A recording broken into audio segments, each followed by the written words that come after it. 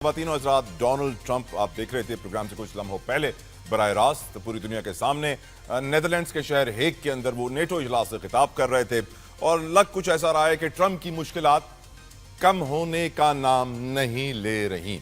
मुश्किलात शुरू हुई थी गुज़िश्ता रात से पाकिस्तानी टाइम के मुताबिक, और हम देख रहे थे जब ट्रंप ने बयान दिया और एक तरफ वो इसराइल के खिलाफ बयान दे रहे थे, क्योंकि हम जानते हैं कि इसराइल में जो जंगी जुनून है इस वक्त, इसराइल जब ट्रंप के कहने पर सीज फायर नहीं कर रहा था तो ट्रंप ने जो अल्फाज मीडिया के सामने इसराइल के लिए इस्तेमाल किए, लोगों ने उनको नाजेबा, रॉन्ग लैंग्वेज, किसी कंट्री के प्रेसिडेंट की तरफ से ऐसा वर्ड जो कि अंग्रेजी में गाली कहा जाता है इस्तेमाल किया गया इजरायली लीडरशिप के लिए, और ये कहा गया कि उनको इतनी देर से वो जंग कर रहे हैं कि अब उनको खुद समझ नहीं आ रहा कि वो क्या करें। In other words, trigger happy, कि वो नहीं रोक पा रहे उनको, और अब आज मालूम पड़ा फोन पर रब्ता हुआ है नेतन्याहू के साथ ट्रंप का और फिर उन पर सख्ती की गई।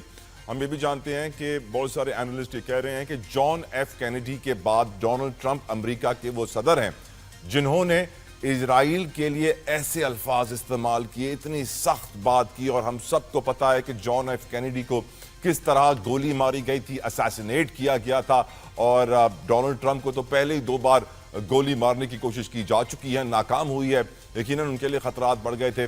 दूसरी जानिब ट्रंप के लिए बड़ी प्रॉब्लम है बयानिए की जंग में इस वक्त डोनाल्ड ट्रंप दोनों तरफ से घिर चुके हैं।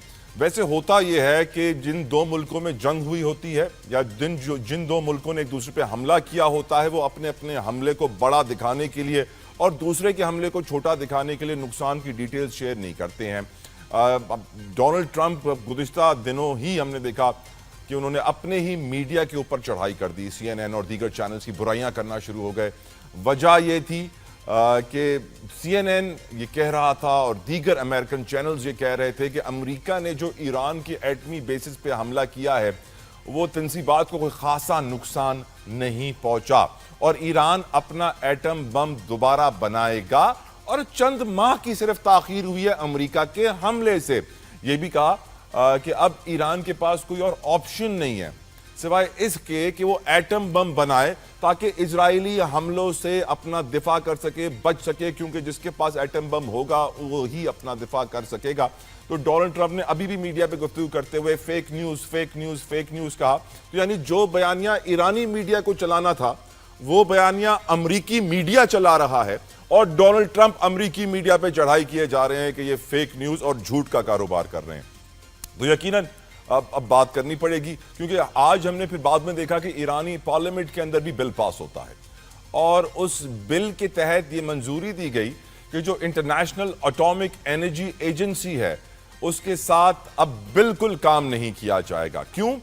क्योंकि अमेरिका और इजराइल उसी एजेंसी के कवानीन की खिलाफ वर्जी करते हुए ईरानी एटमी तंसीबात पे हमला कर देते हैं, और उसकी खुफिया लोकेशन सिर्फ IAEA को पता थी, और बताया यह जा रहा है कि अमेरिका और इजराइल को उसकी खुफिया लोकेशन से आगाह किया है इसी इदारे ने, IAEA ने। और ईरानी पार्लियामेंट ने बिल पास कर लिया है। अब वो IAEA के साथ कोई ताउन नहीं करेंगे, क्योंकि वो कहते हैं कि जब इजराइल ताउन नहीं कर रहा है, 300-400 बम बना चुका है, तो हम क्यों ताउन करें। यकीनन बहुत बड़ा सवाल है कि अब अक़वाम मुत्तहिदा के इदारों की साख लाइन पे लग चुकी है, दाव पे लग चुकी है। यकीनन इसको तफसीलन हम आज गुफ्तगू करेंगे, बात करेंगे मुल्क की सियासी सूरत हाल की भी। आज हम जानते हैं कि PTI के चीफ मिनिस्टर अली अमीन गंडापुर ने जो उन पर इल्ज़ाम लगाया गया था गुज़िश्ता रोज़ -PTI करने का, उसका भी जवाब दिया। सुप्रीम कोर्ट का भी उन्होंने रुख किया। मीडिया के साथ दौरान गुफ्तगू में कहना था कि मुझे बानी PTI से मुलाकात के लिए आज आला अदलिया का दरवाज़ा खटखटाना पड़ रहा है, मुझे नहीं मिलने दिया जा रहा। पहुंचे हैं वो सुप्रीम कोर्ट में जस्टिस मंसूर अली शाह की अदालत में, और बानी के खत दिखाए उनको, और हमारे साथ जो कहा उन्होंने कि हमारे साथ जो जुल्म हुआ है, नाइंसाफियाँ हुई हैं, ये आपके सामने हैं। ये भी कह दिया उन्होंने कि माइनस इमरान खान कभी नहीं हो सकता।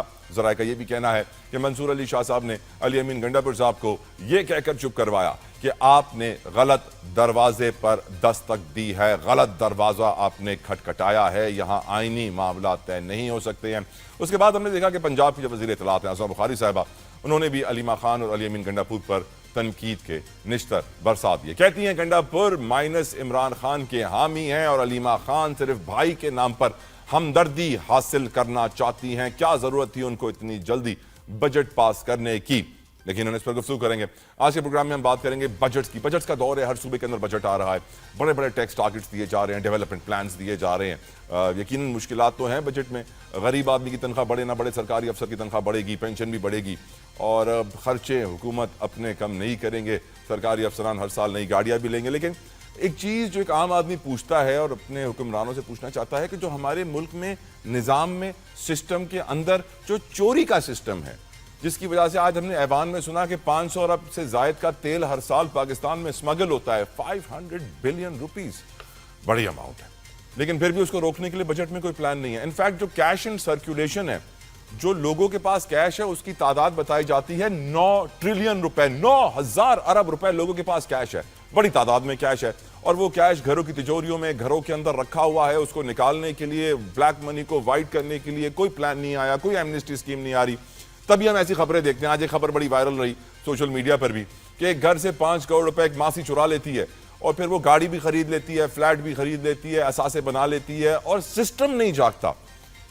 यकीनन सोचने की बात है कि जो चोरी करके ऑन रिकॉर्ड गाड़ियां खरीद रहे हैं, फिर हमें वो पटेल साहब की बात याद आ जाती है असेंबली में, जो कहते थे कि नॉन फाइलर जो हैं वो शादी नहीं कर सकेंगे, वो ये नहीं कर सकेंगे, वो नहीं कर सकेंगे।